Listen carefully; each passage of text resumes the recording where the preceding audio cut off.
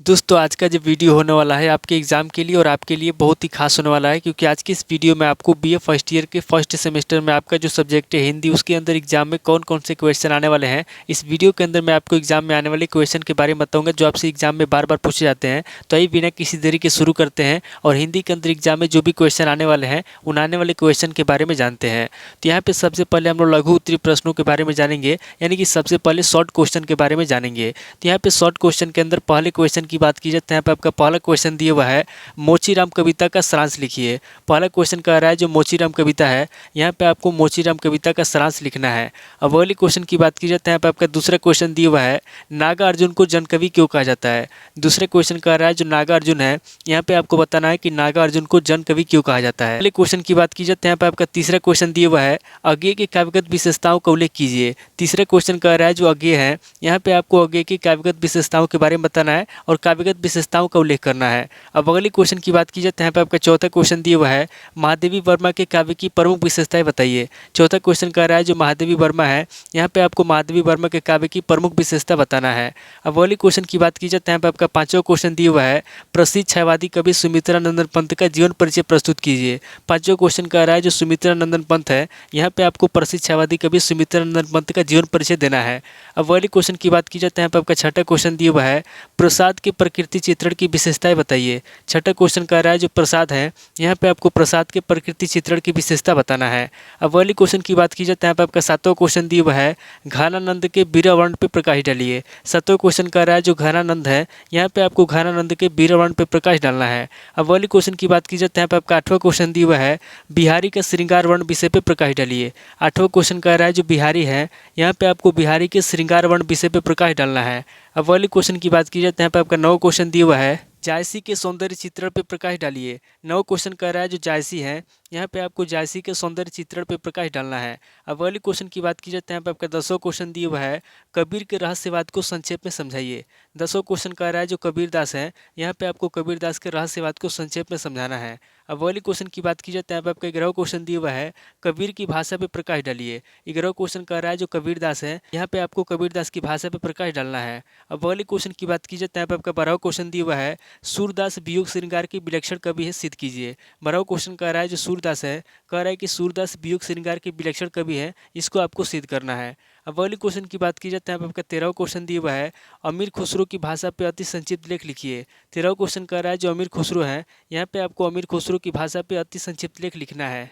अब अगले क्वेश्चन की बात की जाए तो यहाँ पे आपका 14वां क्वेश्चन दिया हुआ है, गोरखनाथ की भाषा पे टिप्पणी लिखिए। 14वां क्वेश्चन कह रहा है जो गोरखनाथ है, यहाँ पे आपको गोरखनाथ की भाषा पे टिप्पणी लिखना है।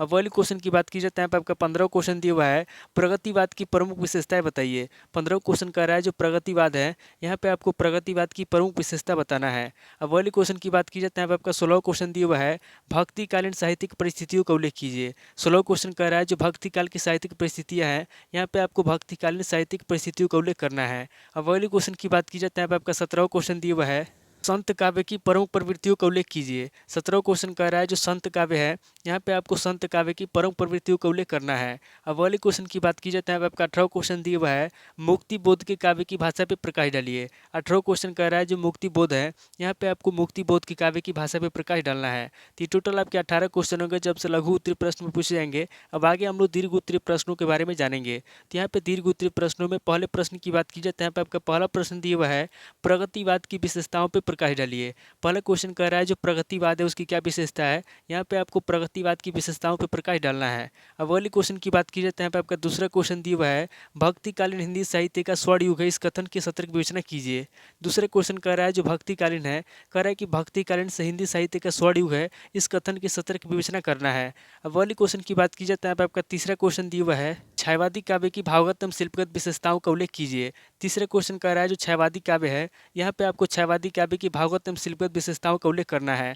अब अगले क्वेश्चन की बात की जाए तो यहाँ पे आपका चौथा क्वेश्चन दिया हुआ है, सूरदास की भक्ति पद्धति की सुधारण विवेचना कीजिए। चौथा क्वेश्चन कह रहा है जो सूरदास है, यहाँ पे आपको सूरदास की भक्ति पद्धति के बारे में बताना है और उदाहरण से उनकी विवेचना करना है। अब अगले क्वेश्चन की बात की जाए तो यहाँ पे आपका पांचवा क्वेश्चन दिया हुआ है, तुलसी की भक्ति भावना पर प्रकाश डालिए। पांचवा क्वेश्चन कह रहा है जो तुलसीदास है, यहाँ पे आपको तुलसीदास की भक्ति भावना के बारे में बताना है और तुलसी की भक्ति भावना पर प्रकाश डालना है। अब अगले क्वेश्चन की बात की जाए तो यहाँ पे आपका छठा क्वेश्चन दिया हुआ है, तुलसी सामान्यवादी कवि है, निबंध लिखिए। छठा क्वेश्चन कह रहा है जो तुलसीदास है, कह रहा है कि तुलसीदास सामान्यवादी कवि है, इसके ऊपर आपको निबंध लिखना है। अब वाली क्वेश्चन की बात की जाती है, यहाँ पे आपका सातवां क्वेश्चन दिया हुआ है, कबीर एक समाज सुधारक या क्रांतिकारी थे, इसकी विवेचना कीजिए। सातवां क्वेश्चन कह रहा है जो कबीर है, कह रहा है कि कबीर एक समाज सुधारक या क्रांतिकारी थे, इसकी विवेचना करना है। अब वाली क्वेश्चन की बात की जाती है, यहाँ पे आपका आठवां क्वेश्चन दिया हुआ है, नागमती के बीरा वर्ण की विशेषताओं पर प्रकाश डालिए। आठवां क्वेश्चन कह रहा है जो नागमती है, यहाँ पे आपको नागमती के बीरा वर्ण की विशेषता पर प्रकाश डालना है। अब वाली क्वेश्चन की बात की जाती है, यहाँ पे आपका नौ क्वेश्चन दिया हुआ है, घानानंद के प्रिय वर्ण की प्रमुख विशेषताओं का वर्णन कीजिए। नौ क्वेश्चन कह रहा है जो घानानंद है, यहाँ पे आपको घानानंद के प्रिय वर्ण की प्रमुख विशेषता बताना है। अब वाली क्वेश्चन की बात की जाती है, यहाँ पे आपका 10वां क्वेश्चन दिया हुआ है, निराला के प्रगतिवादी काव्य की समीक्षा कीजिए। 10वां क्वेश्चन कह रहा है जो निराला है, यहाँ पे आपको निराला के प्रगतिवादी काव्य की समीक्षा करना है। अब वाली क्वेश्चन की बात की जाती है, यहाँ पे आपका 11वां क्वेश्चन दिया हुआ है, महादेवी वर्मा बीर एवं पीड़ा की कवित्री है, सिद्ध कीजिए। 11वां क्वेश्चन कह रहा है जो महादेवी वर्मा है, कह रहा है कि महादेवी वर्मा बीर एवं पीड़ा की कवित्री है, सिद्ध करना है। अब वाली क्वेश्चन की बात की जाती है, यहाँ पे आपका 12वां क्वेश्चन दिया हुआ है, नागा अर्जुन सच्चे अर्थों में जनकवि है, इसकी सार्थकता प्रमाणित कीजिए। 12वां क्वेश्चन कह रहा है जो नागा अर्जुन है, कह रहा है कि नागा अर्जुन सच्चे अर्थों में जनकवि है, इसकी सार्थकता प्रमाणित करना है। टोटल आपके 12 क्वेश्चन हो गए, जब से दीर्घ उत्तरीय प्रश्न में पूछे जाएंगे। तो इस वीडियो के अंदर मैंने आपको लघु उत्तरीय प्रश्न और दीर्घ उत्तरीय प्रश्न दोनों तरह के प्रश्नों के बारे में बता दिया। सो आप इन दोनों तरह के प्रश्नों को नोट कर लीजिए और किसी किताब से सीरीज से मिलाकर के याद कर लीजिए। तो दोस्तों आज इस वीडियो को मैं ही पे स्किप करता हूँ, मिलता है आपसे नेक्स्ट वीडियो में। अगर आपको वीडियो अच्छा लगा तो वीडियो को लाइक कीजिए, शेयर कीजिए और कमेंट करके बताइए कि आपको नेक्स्ट वीडियो किस टॉपिक के ऊपर चाहिए। थैंक यू दोस्तों।